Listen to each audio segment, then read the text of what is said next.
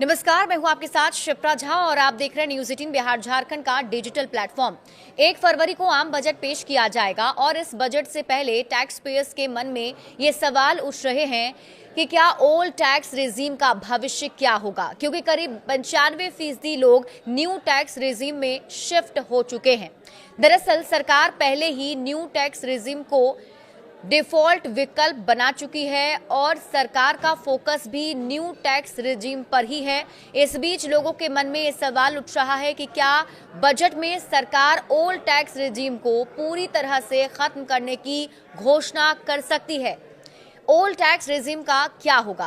देखिए, हालांकि जानकार ये मान रहे हैं कि इस बजट में ओल्ड टैक्स रेजिम को पूरी तरह खत्म करने की संभावना कम है, लेकिन इसे धीरे धीरे अप्रासंगिक बनाने की रणनीति जरूर अपनाई जा सकती है, क्योंकि जिस तरह से न्यू टैक्स रेजिम में लगातार पिछले कुछ वर्षों से बदलाव हो रहे हैं, उससे सरकार का रुख साफ है कि एक सरल, कम छूट वाला और कम विवाद वाला टैक्स सिस्टम चाहती है सरकार। न्यू टैक्स रेजिम इसी सोच पर आधारित है, जिसमें कम टैक्स स्लैब हैं और ज्यादातर छूट और कटौतियां हटा दी गई हैं।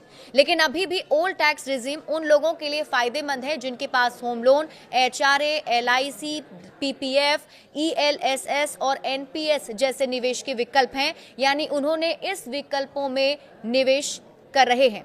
जानकार ये बता रहे हैं कि इस बजट में सरकार न्यू टैक्स रेजिम को और लोकप्रिय बनाने के लिए कुछ और कदम उठा सकती है, ताकि बाकी जो टैक्स पेयर्स भी ओल्ड टैक्स रेजिम को छोड़कर न्यू टैक्स रेजिम में शिफ्ट हो जाएं।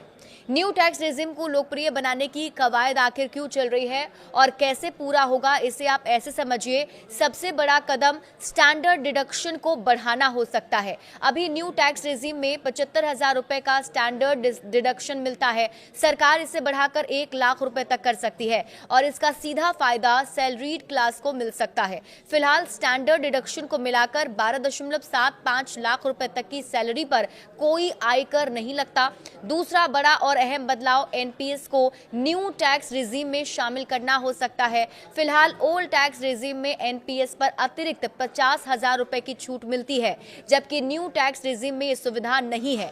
अगर सरकार न्यू टैक्स रेजिम में भी एनपीएस, खासतौर पर एम्प्लॉयर कंट्रीब्यूशन को टैक्स फ्री या डिडक्शन के दायरे में लाती है, तो रिटायरमेंट सेविंग को बढ़ावा मिलेगा और कॉर्पोरेट कर्मचारियों के लिए न्यू रेजिम ज्यादा आकर्षक बन जाएगी। अगर ओल्ड टैक्स रेजिम की बात करें तो इसमें सैलरीड क्लास को 50,000 रुपए तक का स्टैंडर्ड डिडक्शन का लाभ मिलता है और इसके अलावा एटीसी के तहत पीएफ, एलआईसी, ईएलएसएस में निवेश पर 1.5 लाख रुपए तक की छूट भी मिलती है।